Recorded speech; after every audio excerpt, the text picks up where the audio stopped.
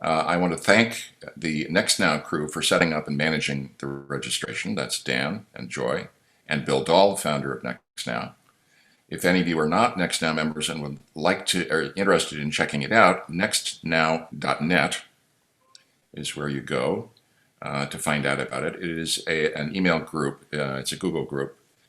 I also want to thank the San Francisco Conservatory of Music and especially the Technology and Applied Composition program. The three of us who are talking tonight have all completed the postgraduate level, they call it, of the TAC program at the conservatory, which is a one-year, very much in-depth program. And I love it. I didn't dream that I'd have scored 4 films by 4 years after getting out of the program. Kostas is also on the faculty of the conservatory and teaches in the TAC program. So what we're doing tonight is we're going to have this dialogue and a quick forum on things. And what I want to do is start by doing some stuff in the spirit of what I call beginner's mind. You just start from scratch and have no preconceived notions about things. Obviously, you know something about film and you know something about music. But first of all, let's just talk about the process of doing a film. It starts with scripting and pre-production. You know, the people who write the script do table reads where actors or would-be actors will read the script and everything gets refined. It goes into filming and recording. Typically, there's a lot of audio recording done on the set, but sometimes there's additional dialogue recording, which is called ADR for short, that's done afterwards. And once everything's in the can, which is one of the terms that can be used, even though there's no can anymore, it's all electronic almost exclusively, then it goes into the post-production stages. In post-production, generally, we, composers, don't see anything until the film is pretty close to what's called picture locked or frozen. So that means that all the visuals are locked down and the length of each scene and the length of each cut is locked down so that we can rely upon that. And at that point, we may write the original soundtrack music. Now, a lot of what we're doing tonight is it uses sampled instruments, which means that we are the ones actually playing the instruments. They were played originally by professional players, but we're using our computer to play those and make the sounds that you're hearing. Frequently, we work with live people and record in studio. The film's director or editor gives me a final cut of the film. That includes video, which you see here on the line that I just highlighted called movie, and it includes dialogue but no music. Then, starting from the left, this is a timeline, so it runs left to right as the film goes along.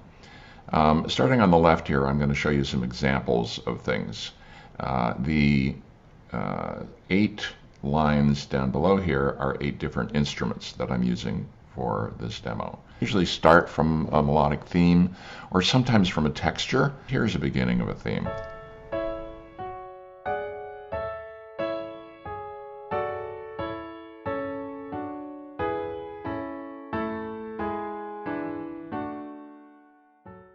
It's in a major key, which means it's kind of a cheerful, happy kind of theme.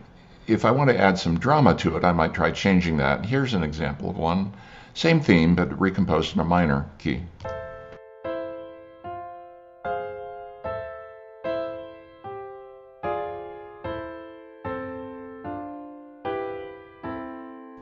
So you get the idea that there's a different emotion that's evoked by changing that to minor. And also slowing it down a little bit too, so it's a little less perky. Now, instruments have their own character, so in this particular case I decided I want to add something that gave it kind of a unique flavor, and you may want to note your impressions on this one too. So I just added one instrument.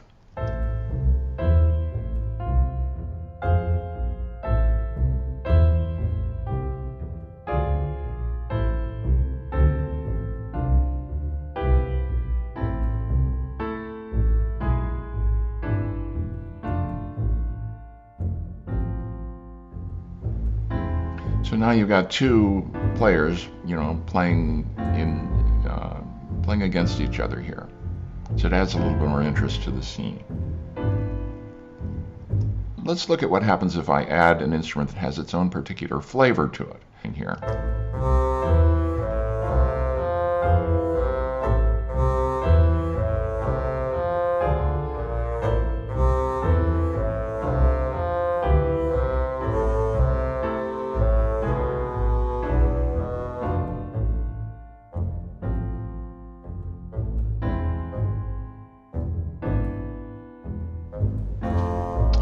And the double bass and the bassoon are kind of doubling. They're each playing the same thing here, but you can, if you listen carefully, you hear that there's a difference there. Now I'm going to add what I call a pad, which is kind of a low-lying instrument playing that just adds atmosphere.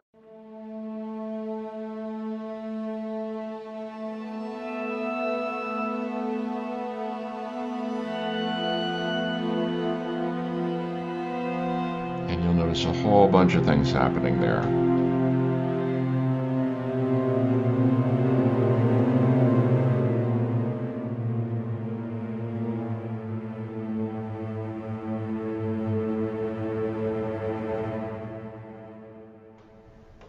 So I'll leave that as an exercise for you to figure out what happened in that. You can just rewind the video and go back and replay that.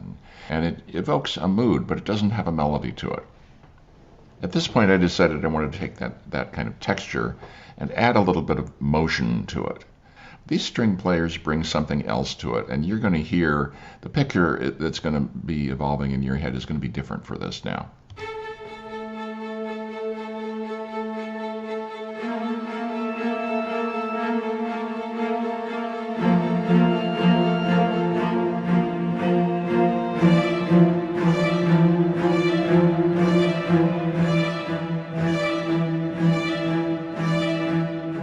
And you'll notice how adding the strings that had a little bit more motion to them there made a real change in how that pad was interpreted, or how your head interprets that. Now I'm going to bring back the bassoon, so we're going to have again the melody from that I started with. The bassoon, I'm going to add some violins, and then we're going to retain those strings that you just heard.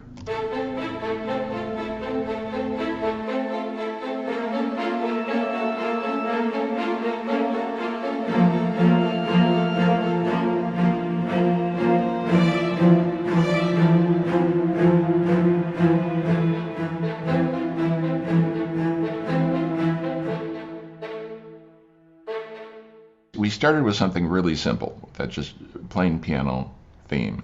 Added a little bit of other orchestration, added an instrument with a characteristic sound to it, the bassoon. Added some strings doing some kind of wonky stuff in there with some dissonance and sliding downwards. And then added some motion to it, or a little bit of either excitement or anxiety, whatever you want to call it. So at this point now I've got pretty much what I want, but I want to add two more things. One is I'm going to bring back the piano with part of the original melody. And then I'm going to add a drummer at the bottom. That drummer is going to add another bit of excitement to the film. So at this point, this would then go back to the film's editor or the film's director for the next cycle in our development. Thanks for joining me, and I hope you enjoyed this clip.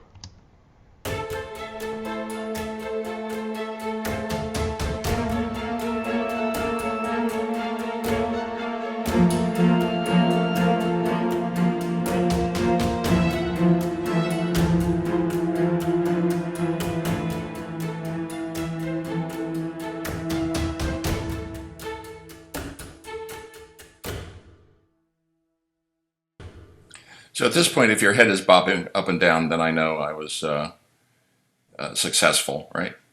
So I'm going to go into, in a moment, where Kostas and I are going to talk a bit about how we do these things.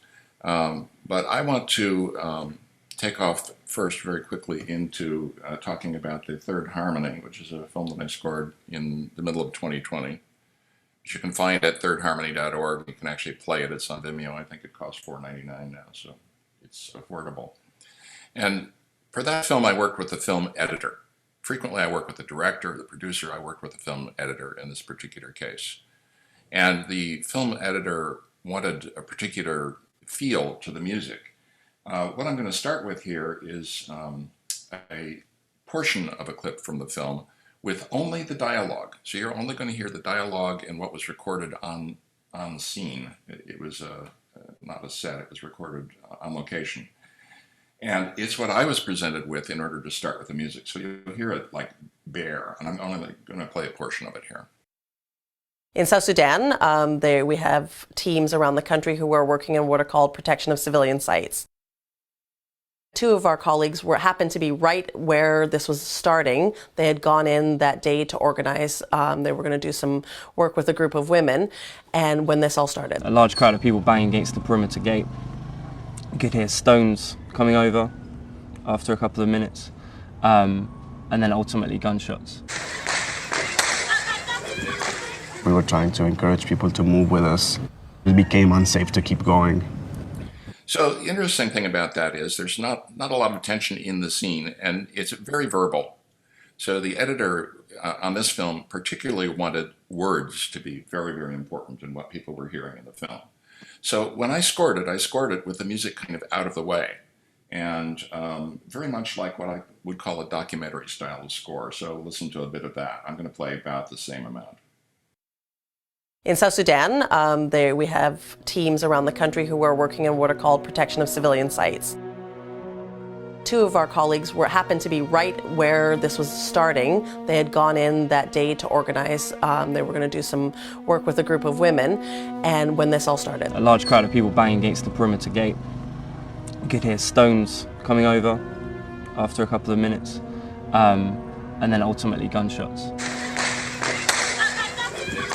We were trying to encourage people to move with us. It became unsafe to keep going. If you keep running, you're gonna get shot in the back. There were around 9 children and 4 women who were also just looking around, didn't really know what to do. Among the things that you're hearing in that, the piano that you're hearing in the background kind of ties things together across the cuts in this particular scene. And you hear not very much going on in the music. The music is fairly sedate, and it does not really play a part in what's going on the screen. If this were a dramatic film, I would do it very differently, and probably more like this. And this time I'm going to play all the way through it. In South Sudan, we have teams around the country who are working on what are called protection of civilian sites. Two of our colleagues happened to be right where this was starting. They had gone in that day to organize. They were going to do some work with a group of women, and when this all started. A large crowd of people banging against the perimeter gate. You could hear stones coming over after a couple of minutes, and then ultimately gunshots. We were trying to encourage people to move with us. It became unsafe to keep going. If you keep running, you're gonna get shot in the back. There were around 9 children and 4 women who were also just looking around, didn't really know what to do. So we just encouraged them to go in a tent with us. You could hear the gunshots, you could smell the gunpowder, you could hear the casings falling on the ground. There were at least 3 to 4 attempts of just trying to get us out. People with weapons coming in, saying you guys go, you guys go. And we said we're not leaving. After a long time, the women, they perceived it as safe. They immediately came out, so we came out with them. They were able to present this particular approach and hold on to it, and at one point really have a few minute conversation with somebody explaining their position, that's what it was that created that space. And so in the end of what was a very terrible day, at least these 14 women and children were safe.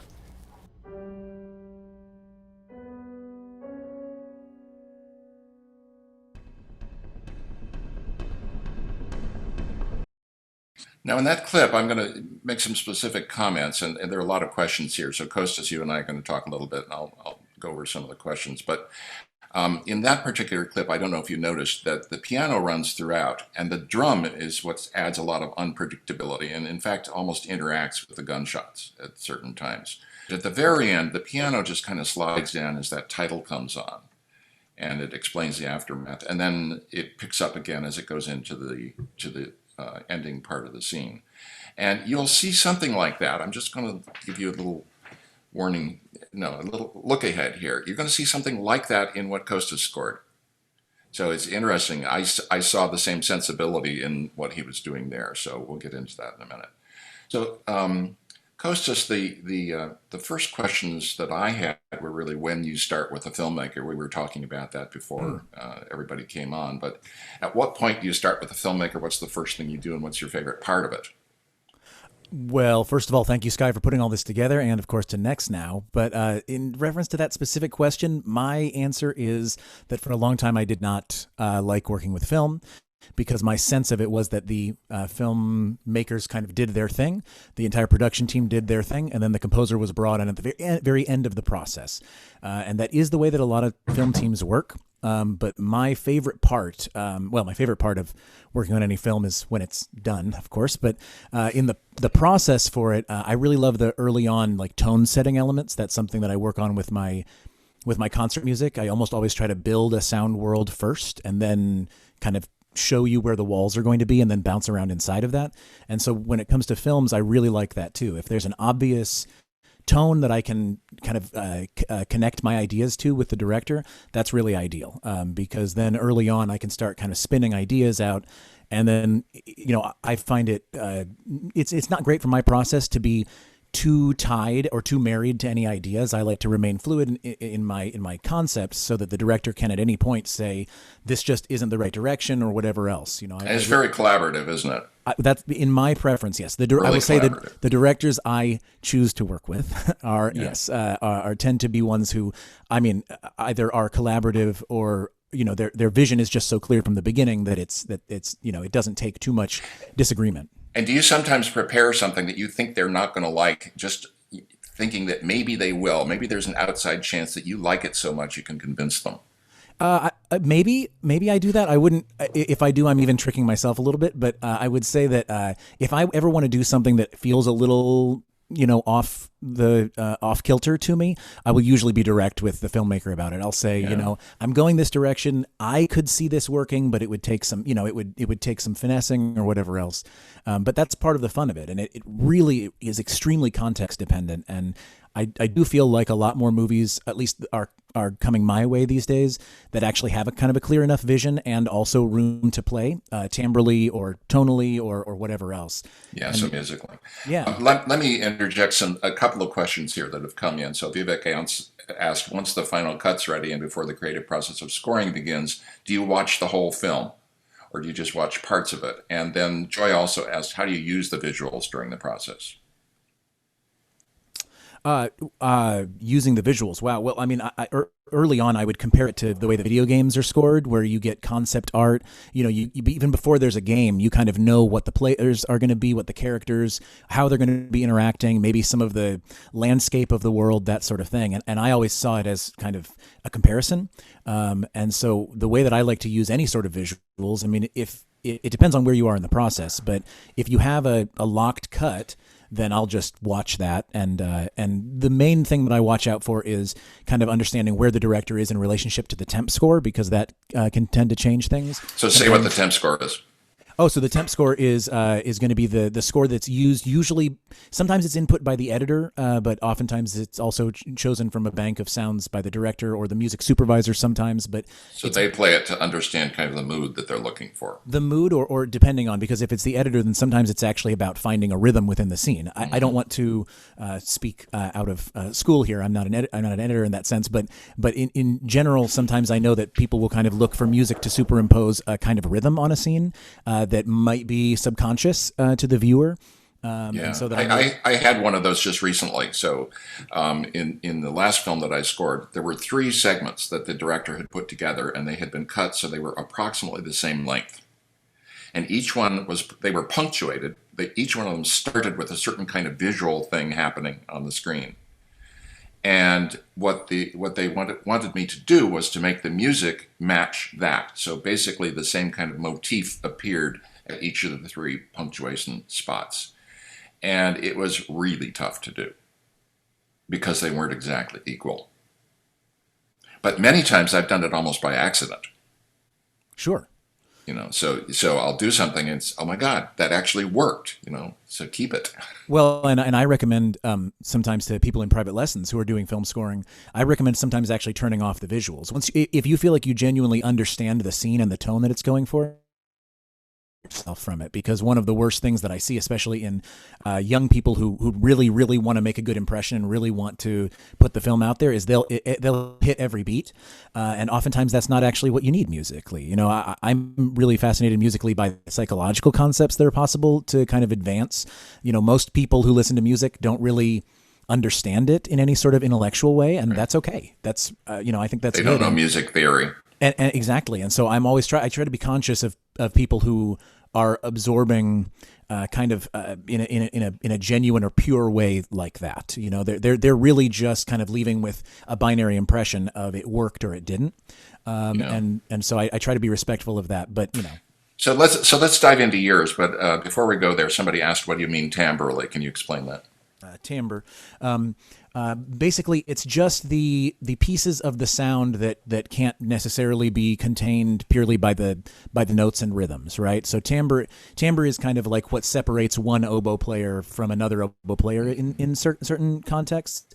Timbre of the voice is also something that's very important, but it's kind of all of the elements of the sound that are interacting in often non-musical ways, right? Or ways that we think of as non-musical. They're actually it's more about the audio and the sound quality than it is about the note or the rhythm. Yeah. So let's go into Overwhelm the Sky. You've got the floor. Very important timbrely. Yeah, no, there was a lot of timbre elements, and especially in these two clips. So I will. And you can see the link on there. It's available from Kino Lorber now. Find bookstores near you. So what I found was if you go to kinonow.com and then you do a search, that's the easiest way to find it, because you'll never write down this long URL.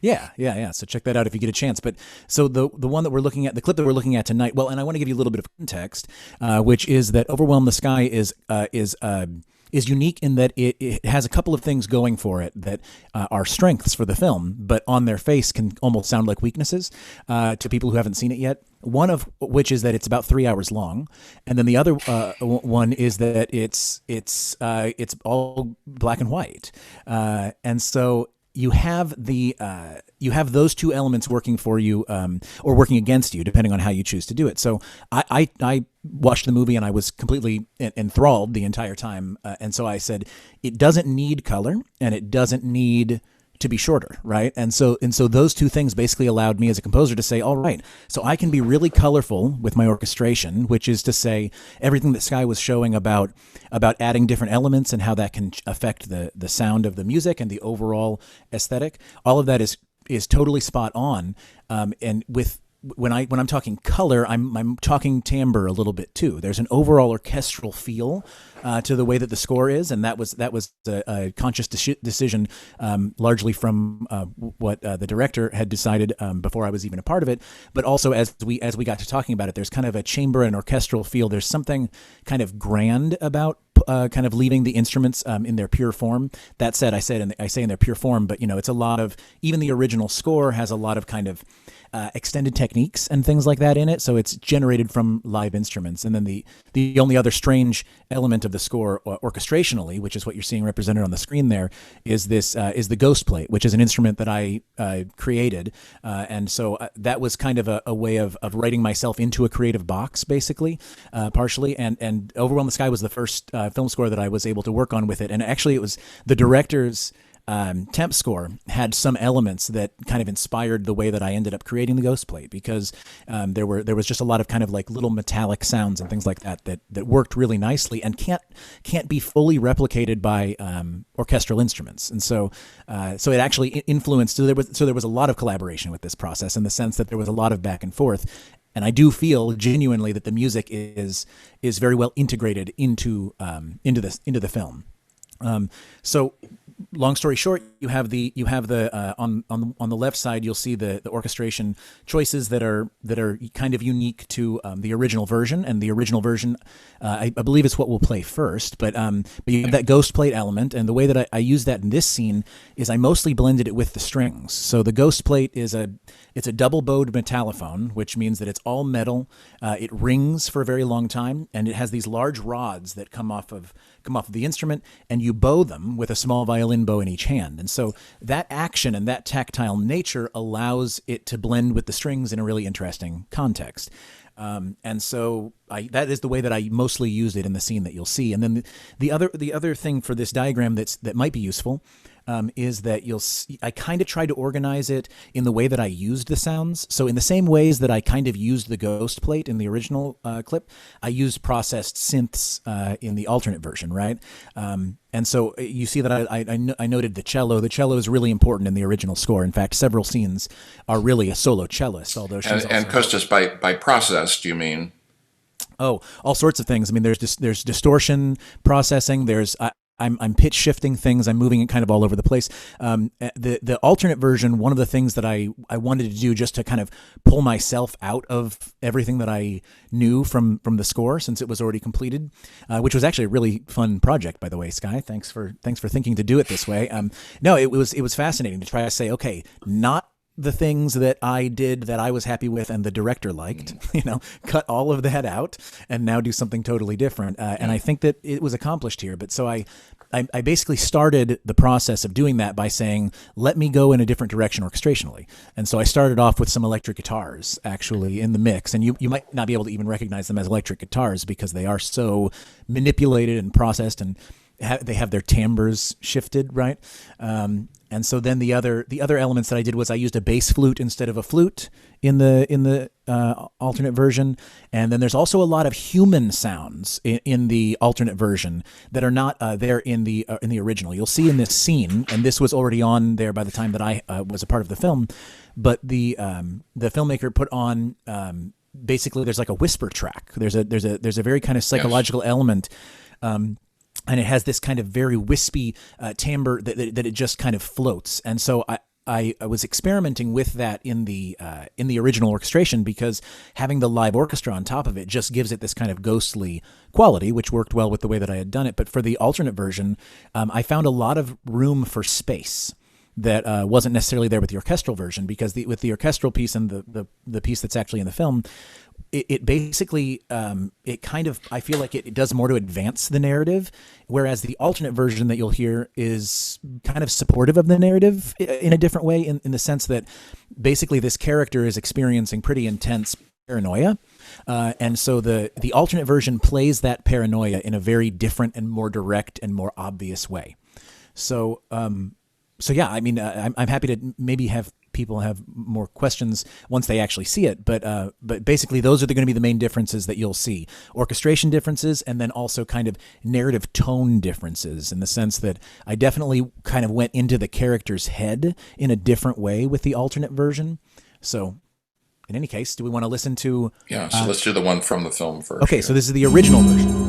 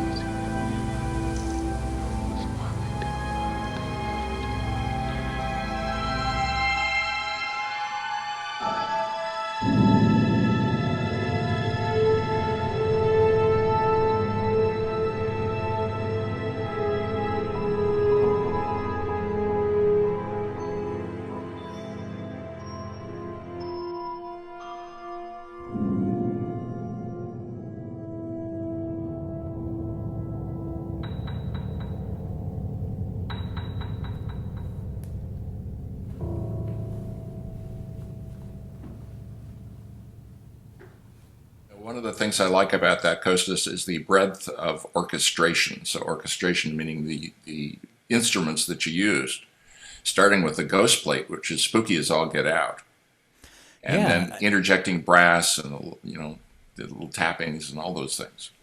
Yeah, very very much inflected by some of the temp score as well, right? Like one of the great things about having and being able to work. I mean, this is the longest film I've ever worked on, and so being able to do that meant that we could actually kind of recall musical motifs. It's Wagnerian almost, right? You know, I mean, you have the ability to actually pull in audio from 2.5 hours ago in someone's life and have it mean something different because the story has progressed, or have it mean something similar, and that's made great use of in the film.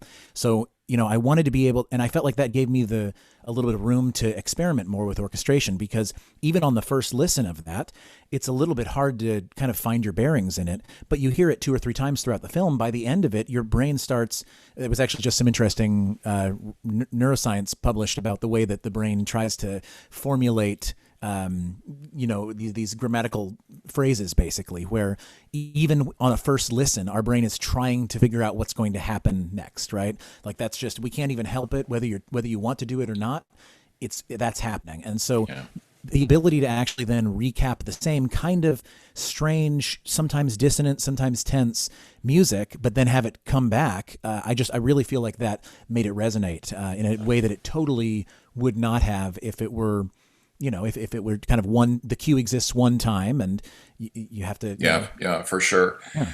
And do you want to preface, now we're ready to see the second scoring of it. Do you want to preface this by reminding us of what's going to be in it? Sure. So it's going to be the same scene, of course, but I started compositionally from a place of kind of giving myself limitations. And one of those was that I wanted to definitely go in a more electronic and processed kind of version.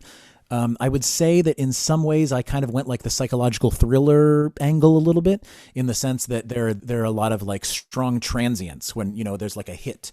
I mentioned the processed human voice sounds. There's an element, and you'll hear it pretty early on. The first time that we cut close to the protagonist, you'll hear this what's actually in real life like a gasp, right? But it's so processed and it has some delay on it, so it kind of sounds like it's otherworldly. But all of those were meant to kind of get us inside the head of the protagonist, and so bringing out those human sounds. And then also there are some layered vocals that you wouldn't really know are vocals, but like I said, I like psychoacoustics and I like neuroscience, and so the idea that those can interface with music in that way, and that we can kind of detect something human about the sound, even though it's very, very far removed from its original source. And the timbre is kind of what gives it away sometimes, right? Yeah, Just absolutely. The timbre of the human voice. Yeah, there are all sort of qualities that, I mean, in the same way that I mentioned people who kind of experience music in a pure way, we all experience sound in that way, right? Most of us aren't analyzing every little bit of sound and what wall it's bouncing off of first, and et cetera. And so there are things about the sound that we don't necessarily know even, but they still affect us on an emotional level. And that's what I wanted to get at by including a lot of those kind of more human sounds. I wanted to really get inside Eddie's head and kind of play his paranoia and his kind of psychological distress here. Great. So let's play that second clip.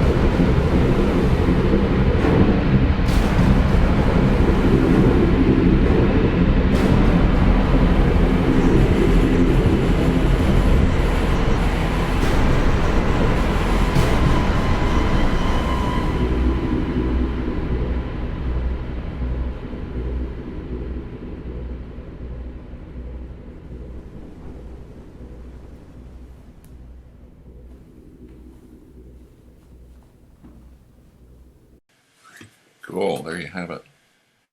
So, you have any final comment, and then I want to move on. And, I'll just point out that one of the things that I really liked doing in that clip as an experiment, I showed this clip to my brother actually just before we got onto this call, and he said, but the second music is so much better.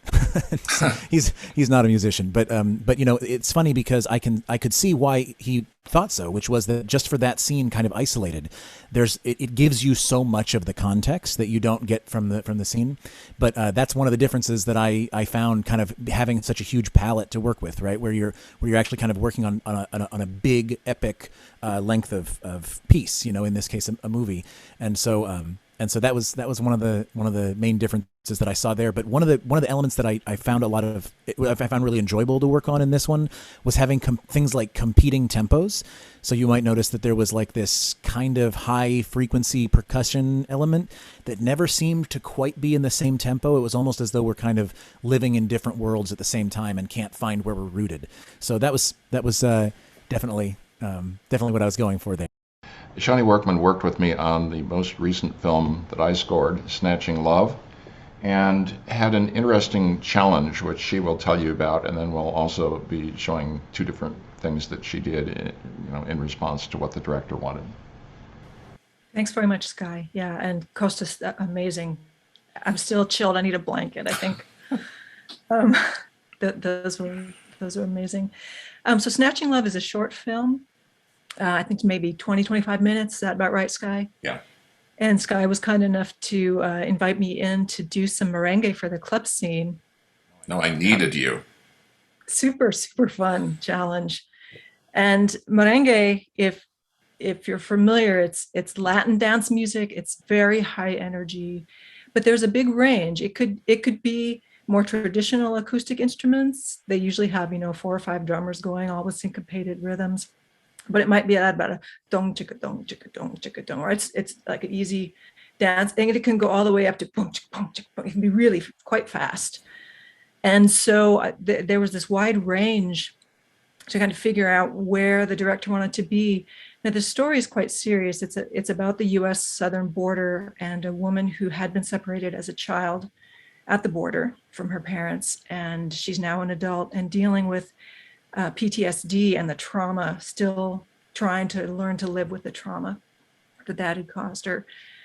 And so maybe we should start with the first version that I did. I got all into finding traditional percussion instruments, audio sample libraries with some traditional merengue percussion. And this is what I came up with for my first version. I wasn't sure how intense to go, so I gave. So let me add to it that this is in a particular scene, and the scene is a club scene, so it's a dance club. And part of the challenge was that they wanted a merengue, but they also wanted 80s rock music. And we ended up having to mix the various things. But this was the first one that was put together for it.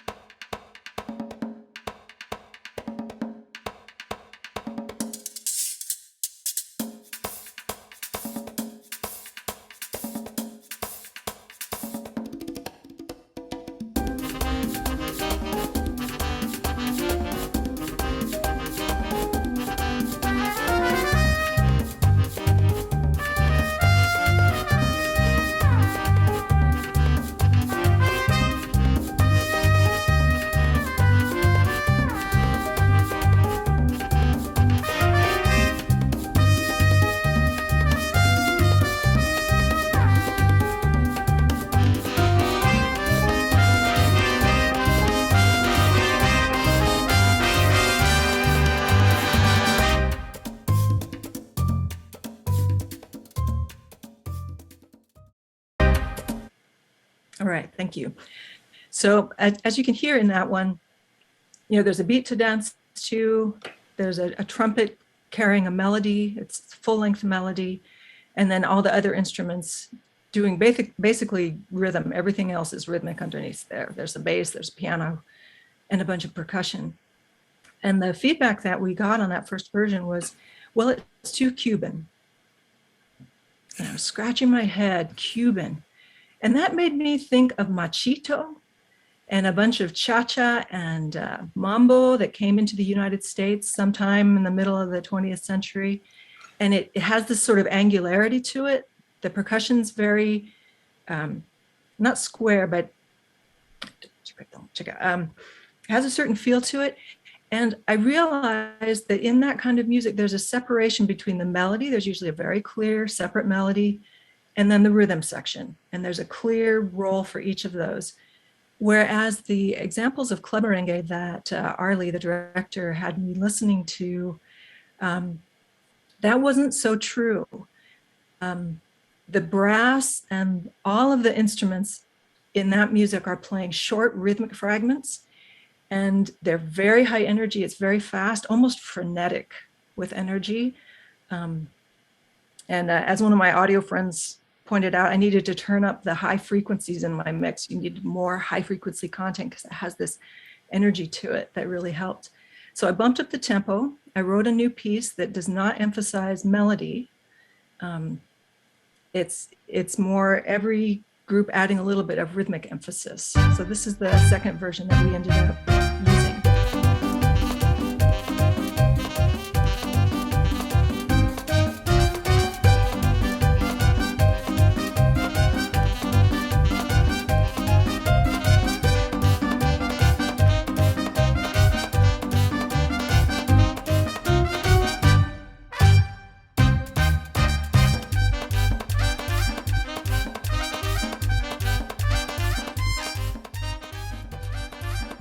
Cool. Thanks, Guy. That's great. Yeah, so So, quite a difference there. Yeah, quite a different sound, a little faster, a little higher energy. And I think for this scene, I can understand why Arlie wanted to go that direction, because the scene, things in the club go downhill quickly for our main character. She ends up in a panic attack, and things just turn nightmarish. And so you could take this version of the merengue and warp it a little bit, or make it kind of swirl around in more of a nightmarish way. So that's where we ended. Yeah, and the reason I wanted specifically to get into this was that my experience with filmmakers is that each time I do something with a new filmmaker, with a different filmmaker, there's a different vocabulary that I have to learn. And then we had to understand what it was, and you gave a great explanation of how we figured that out. I had a similar experience with Third Harmony, in that the film editor said to me, "Your music is too Baroque." And I had to figure out what Baroque was. Baroque is a whole period, right? So what was it about my music that was Baroque? I wasn't using any Baroque instruments. It turned out that the music was too busy. So this film editor just thought of busy music as being Baroque. Probably like, in the movie Amadeus, when they say too many notes. So I cut the notes in half and everything worked just fine. Cool. So, Kostas, did you want to try to address some of those questions that were coming in? Sure. So I saw, well, they were just good questions. It looks like we've got a bunch more even here now. There are tons. Yes. So I'm scrolling up. Yeah, these are great comments.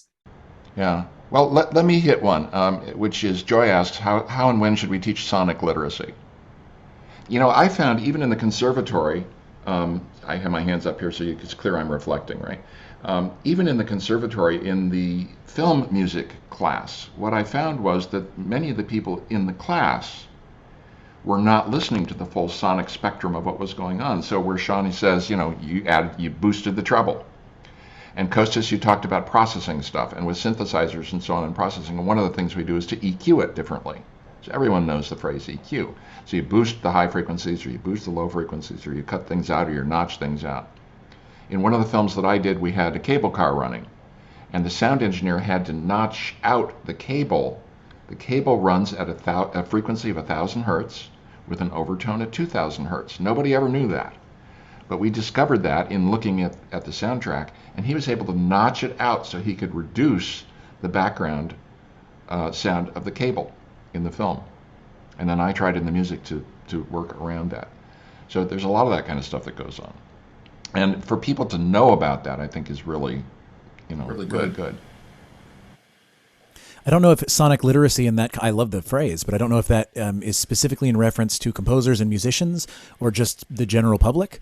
Like I said, in my piece, I kind of, for my piece, I should say, I kind of assume that there's going to be some people who are coming there for other reasons, right? I mean, that's one of the things that's kind of nice about working with film scoring or video games or other kind of media, is that you don't have to be the entire focus of the piece, that you can kind of slot in and enhance the piece in other ways. And so, I would say that for composers, I mean, I come at it from like a more typical classical sense compositionally, and so my main one is that composers just need to be taught sonic literacy at all, right? There are many composers who are absolutely phenomenal at what they do, and they can take materials and come up with phenomenally complex music, but they couldn't explain even in a basic sense, what a simple like acoustic, what the acoustics of the room are and how those are affecting the sound, right?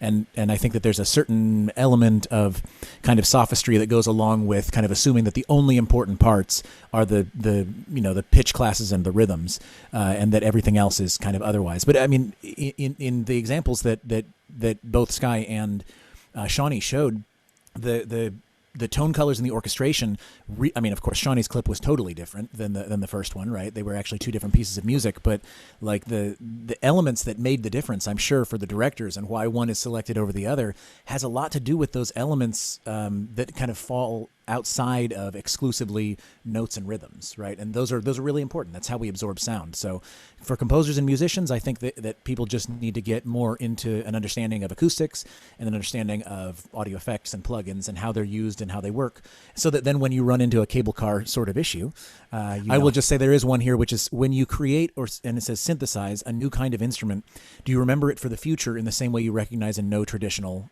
instruments? And I find that to be a really interesting question, because it betrays a certain kind of familiarity with the way that composers actually process, which is that we are taught and we learn off of the backdrop of kind of expected ensembles, right? There's a sound to a string quartet. There's a sound to a brass quintet. There's a sound to an orchestra. There's a sound to a string orchestra. And so we kind of know the repertoire. We know what we are expecting and what sort of sounds you can get out of that. And part of the fun of being a composer these days is finding how to get sounds people don't expect from those same orchestral forces. But specifically with the way that I worked with the Ghost Plate, and I actually think I can even share a picture here, but the way that I worked with the Ghost Plate, which is the instrument that I created, it's actually a physical instrument. So it's not actually a synthesizer or a MIDI instrument in that sense. It's so you can see that. Hopefully you're seeing on your screens there that it's played with a bow in each hand like that, and it creates these sounds. The sounds are musical at their core, because I wanted to design it that way.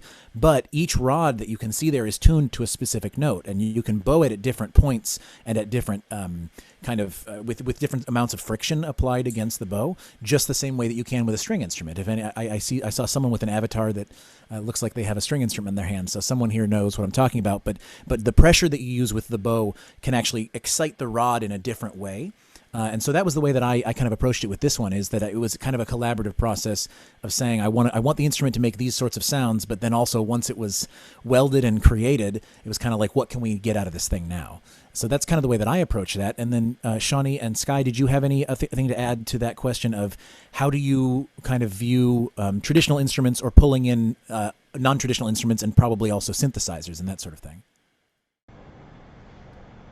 Well, I'm happy to add that instrument, the instrument is interesting because it's a one-of-a-kind instrument, right? And there's no electronic analog of it, meaning that it hasn't been sampled so that you could then play it in a different way. You still play it only physically. Right. And so that is, in fact, here's the engineer in me speaking, that is, in fact, the way you retain the synthesizer that you've created, is it's actually a physical instrument.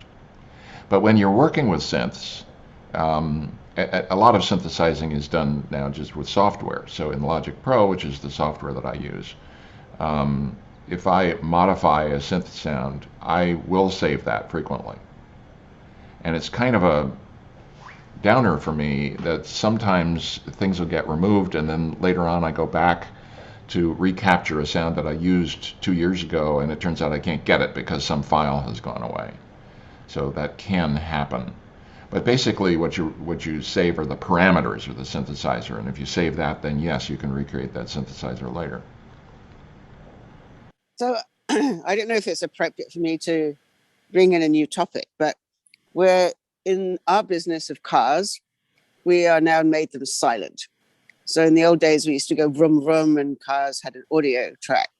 Now we're redesigning audio tracks for those cars. I don't know if you're aware, but in Taiwan, a garbage truck arrives to the sound of Beethoven's Fleur Elise, right? So, yeah, very funny. But now all Taiwanese only put their garbage out when they hear Fleur Elise, right? So we have to now think about everyday objects being given their own sounds. The marquee has had sound chips put into it to make sounds. So how should it sound? And that's when I'm finding it very difficult to communicate with people. Should it go vroom vroom? Should it go ba ba ba ba ba? I mean, what does it mean? We can't communicate with each other right now. Can you give us any ideas about that space? I think it's interesting. So it's a lot like Costa's kind of hinted at something, which is when you're doing a film, a couple of different ways of approaching it. One is to develop themes for the characters. John Williams is really famous for this. So in the Star Wars films, you know that there are themes for each of the major characters. But the other one is to develop it as a piece of music, so more thematic and more musically oriented. And what you pointed out with the garbage pickup truck is interesting, because there the sound that they use is not associated with garbage at all. And that association has to be created by the people who learn that the garbage truck is there and that it plays that theme song. As opposed to having to put a sound on an electric car so that blind people can hear it when they're crossing the street. In which case you probably don't want to play a song, you probably want to play the sound of a car. But actually, it's not for blind people. I mean, cars move and you don't know they're going to move. And they can easily hit you when you don't hear an engine turn on. Mm-hmm. So now you're synthetically trying to create a noise, whether it's polluting or not, to tell people that something's moving. And it can't just be beep, beep, beep, beep, beep every time. Right. But of course that is used for trucks backing up. I know. So that one's unmistakable. Joy, it's Ted. It reminds me, we used to know when hard disks were going bad, because you could hear them going bad. Yes. But and now, of course, you don't hear it at all. And so it's right. And we used to debug computers by audio too. Exactly. All I'm trying to point out is to musicians, and I hope there's some on them. We are suffering a lack of audio people in the everyday activities of computing for the Internet of Things, because all those Internet of Things have to have audio components for us to understand the language that they're communicating to us, because if they're silent, we don't know what they're doing. So we need a language of music. Yeah, that's fascinating. I just wanted to follow up on that and say that it sounds like kind of what you're talking about is what I would consider feedback, audio feedback, right? Yeah. So something happens, and then we are aware of it on multiple planes of our sensory experience, and I think that that's really useful. What it reminds me of, though, as soon as you go from a vroom vroom or some sort of kind of obvious just sound effect, as soon as it goes into the realm of music, which is what was interesting to me when you mentioned that the garbage trucks are actually playing a familiar tune, it immediately reminds me of casinos. So if you've ever been to a casino, you know, or you might not know, it depends on how musically attuned you are, but one of the jobs of the casino is to make sure that at the slot machines that they're in the same key. Wow. Because if they weren't, think about the cacophony that it would result, right?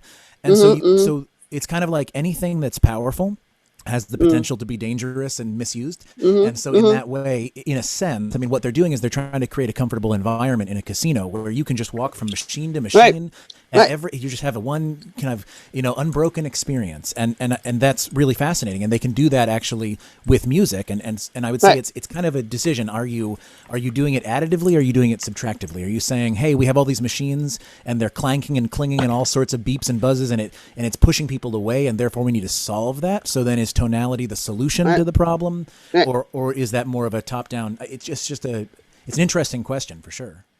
Right, and certainly Mercedes don't need to have the same sound as, let's say, a Mini Cooper. Everyone needs their own sound system that people understand. That's a X car versus a Y car. Anyway, just throwing it out there to say there's lots of music opportunities out there. Anyway. You guys left out the most obvious one for us Americans. That's the Ice Cream Man. Yes. Right. I agree. I was wondering if the sounds that are produced by the car can indicate something about the state and motion of the car. But that's what I mean by a language. The whole language is about to do this. It tells you, I'm going, I'm not going, I'm backing up, I'm turning, I'm not turning. There's a lot of language that has yet to be developed. But also I like the idea that maybe you could learn that the car is upset. Mm-hmm. Yeah, well, and that kind of touches on the point there to me, which is that we use music to communicate emotion typically, right? And so if we're moving from an emotional to a functional place in that sense, it's just interesting because I think that would almost require a certain kind of musical literacy or at least a shared repertoire. Where we know that certain, you can say like the ambulance, like the siren noise, right? Like there's we kind of understand that, and it's usually a tritone, right? Partially because that's a nice distance for it to be obviously sirening, but also because it's kind of upsetting, right? We understand that interval, just so you all know it, that's an interval that's not really native to the kind of the tonic of any key. Let's say it reminds not me harmonic. This whole thing reminds me of what Christopher Alexander called a pattern language, and I'm just wondering whether there's an equivalent to that for music and sound. Mm-hmm. Correct, but you've muted a whole bunch of audio information that we used to use, and it also has to communicate with pedestrians, by the way, because pedestrians, and you said blind people, it's not blind people, it's everyone that needs to know it. So Ted, I'll get you an answer to that. I read the pattern language part of the package. I read as much of it as I could stomach the other day, so I understand what they were after. But let me look into that with respect to music, because I don't think it's been done for film music. I'm not even sure it's a great idea, but I'm just wondering. I think it's an interesting idea. The language of music is not universal, but there are some things that are identifiable. And Shawnee, you had some comment you were trying to make there. You have to jump in. Well, it had to do with the ice cream trucks and the fear that auto companies would start using little melodies to brand their vehicles as they drive by. Speaking of cacophony, for the slot machines, but I could see some combination of musical-ish sound design that isn't overt music. So, by the way, there's only one book written on sonic branding, which tells you how nascent this is, and it's very important that musicians get into this and work through this issue, because otherwise it's just going to be crap. Yeah. So two things on that, Joy. One of the things that I urge you all to pay attention to next time you see a full-length feature, look at the sound credits that appear at the very end where they credit the producers, or even the beginning. So what is it? Bad Robot, there's THX, there are all those kinds of things. So those are sound logos. And THX is actually a sound logo because it's always the same each time.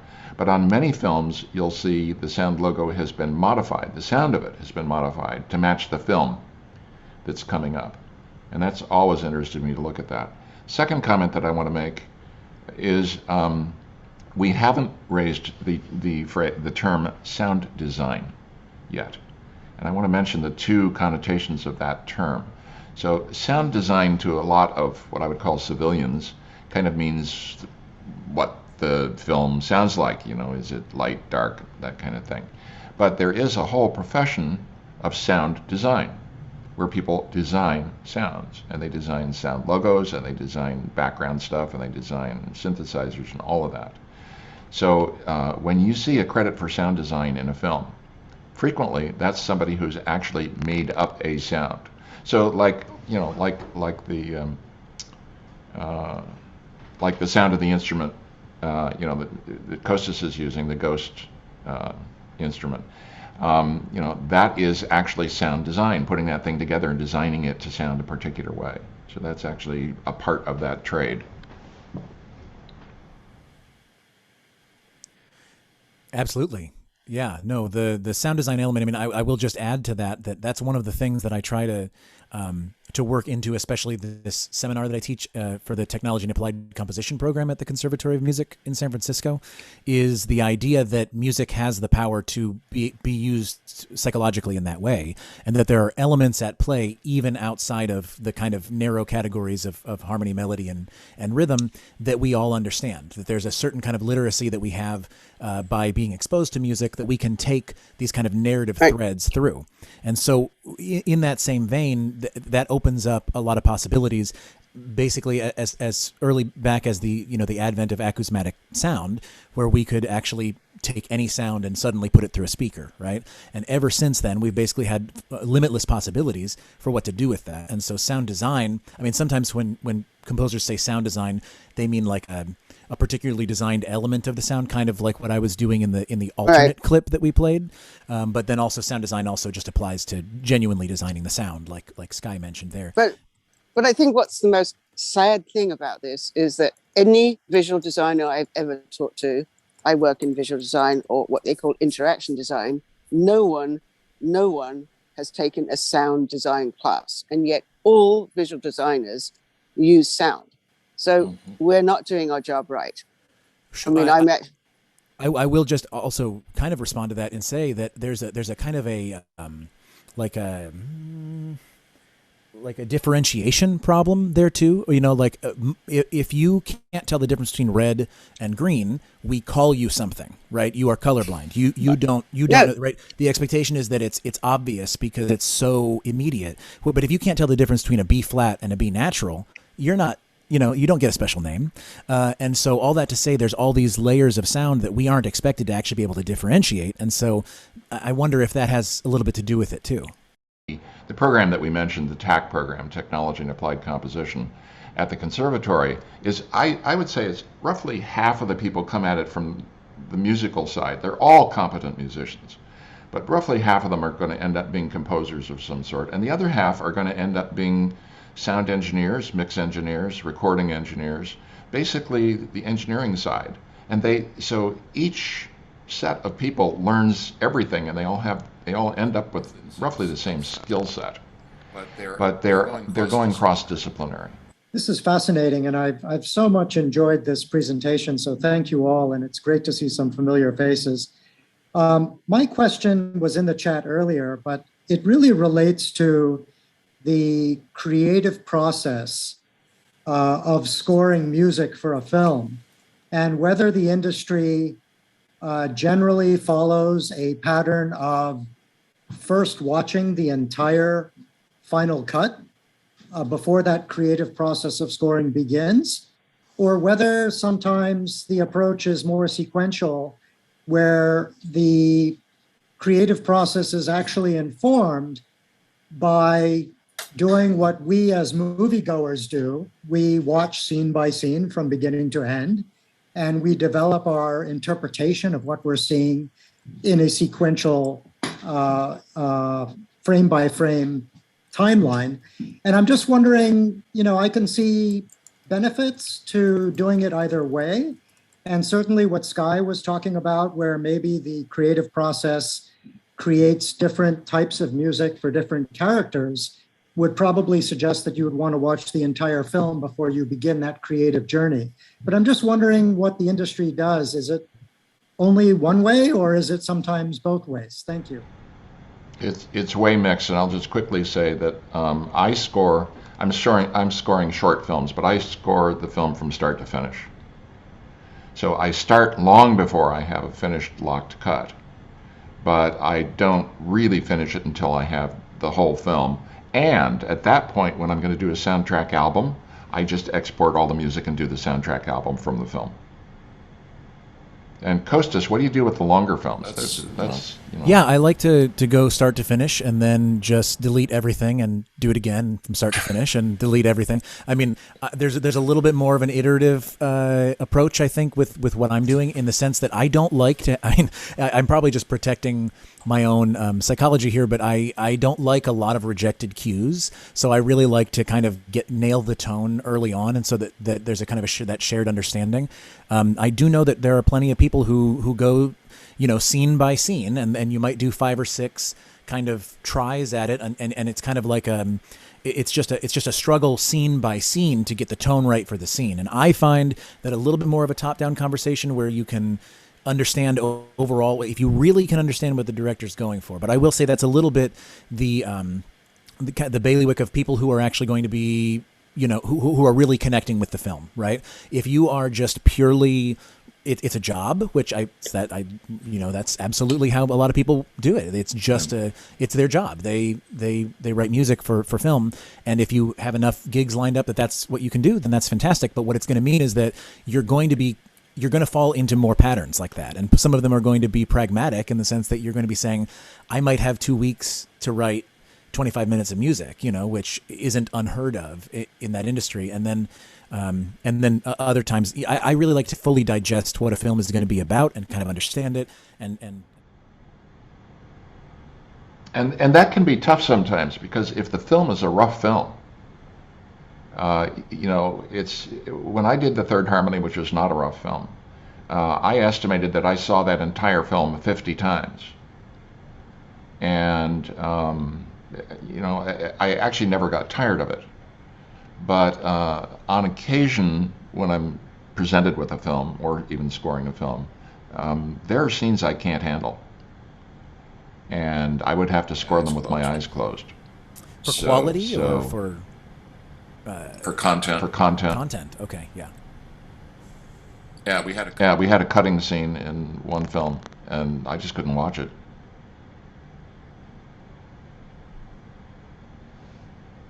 That stopped the conversation, didn't it?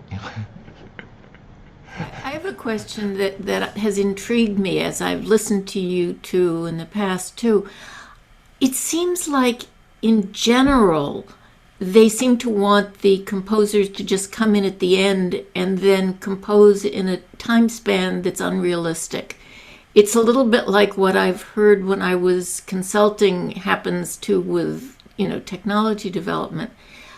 I'm curious as to why it would even develop that way, unless it's like what was being discussed earlier, that people just aren't oriented very much towards the role of music, or what you think's going on there, and is it changing?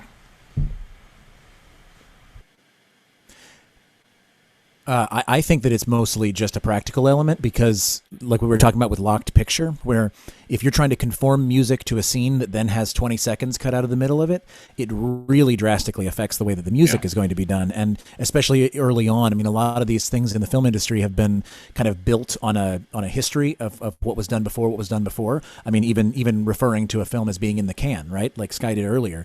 These are all references to the way that things were done previously. And I think that previously you kind of needed to have the whole film locked second by second, so that then when you recorded the music, you knew that it was ready to go. And then if you think about even before we had the ability to synthesize orchestral sounds, oftentimes people had to write to a piano. So then you had to have your whole film score able to play it to the director in a way that you can communicate all of your musical ideas that are going to be on the orchestra, or even an extended orchestra with Herman or other composers, right? Where a huge part of the score is the sounds, and yet having to communicate those to a non-musician often exclusively with a piano. And so all that to say, all of those limitations, I think, that were early on in the industry pushed certain things in the direction of making it so the composer was kind of the last piece in the chain. And then I also just think that I think you're right, that there are certain industry pressures that kind of give a little bit of downward pressure on composers at that angle now, where it's kind of like, well, they have to come in at the end anyway. We need the film. And so I think that's been a little bit of an unhealthy alliance there.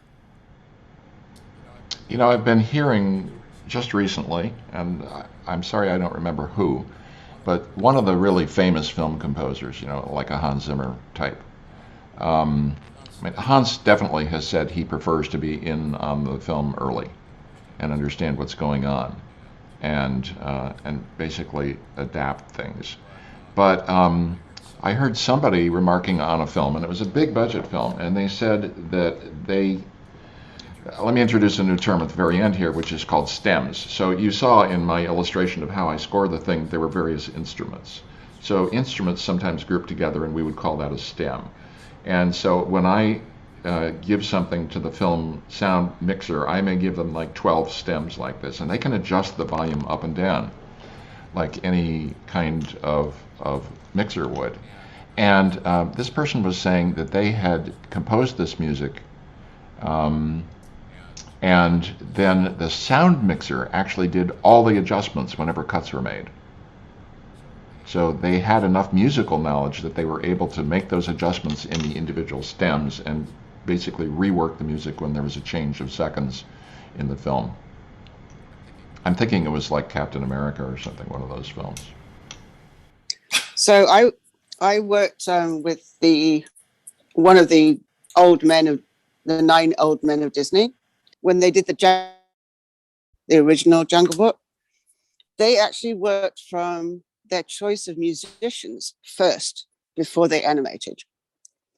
So if you remember the "I Want to Be Like You," the song with the what was it, the Givens or whatever they called? The orangutan, I think. Right, orangutan, whatever, Givens, orangutans. It was based upon Louis Primo first. So they watched Louis Primo, then they animated the characters to fit that. So they were led by music. Yeah, that's ideal. Well, but then the other thing was when they went to Kajish Khan or whatever the tiger was, they actually did the animation based upon the voice of the actor. Yeah, because they picked the actor first. Well, the equivalent today would be that we, the composer, would write the temp track that they would use. And I do know there are composers who will do that, and they write the music, and actually the director will then put the music in the headsets of the director and the camera, the cinematographer on the set when they're filming. And so they get an idea what the vibe is going to be, and that must affect the rhythm of what they're shooting in some way. Yeah. And also, Jeff, did you have a question there? Yeah, I did. I was wondering about the process, the sort of stages of exposure of the music from the composer eventually out to an audience. Someone asked very early in the thread about, well, is there audience before the film is released? Focus group, yeah.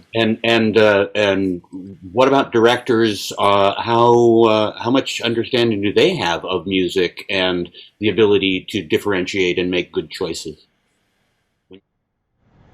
Well, we do know that it's done. Okay, I've not encountered it, but I don't have terrific experience. We do know that they will have like an A and a B ending for a film sometimes. Well, they did that with Casablanca. It didn't end that way. They got people into a room, and they didn't like the ending that they gave them, and then they changed the ending to be what it has been. Mm-hmm. Although they had an actually happy ending. Yeah. And they didn't. I would assume this has been done with the music as well. And just to kind of, we're approaching hour and a half here, so I think we probably should wrap a little bit. But just to say what my favorite part of every film that I score is the end titles. And I love it when the film is contentious, and then I can kind of bring people down and let them take a breath while they're watching the end titles. Or I like it when the movie's been kind of quiet, and I can like perk them up a little bit and give them a little bit of, leaving the theater music. Kostas, what's your favorite part? Do you have a favorite part like that? Well, I definitely understand the idea of the end credits, because it's kind of like you can culminate, right? If you've done anything musically, you can bring it all together there. Mm-hmm. That's definitely a great part. But I would say also I love really visually beautiful long shots, and sometimes that's the establishing moments and things like that where you can let the music sing a little bit. I'm biased, obviously, but those tend to be some of my favorite parts And also I think it's also indicative of people who kind of understand, directors and editors who understand pacing and space in a different kind of way, where, if there's no room for the music, then it seems to me like, there's a lot of good poetry that you don't want to set to music because it has so much music already innate to the text, and that's what it can feel like sometimes, even when it works okay in the film itself. If there's not room for other elements, including that kind of psychological element of the sound, then you're missing a little bit of something.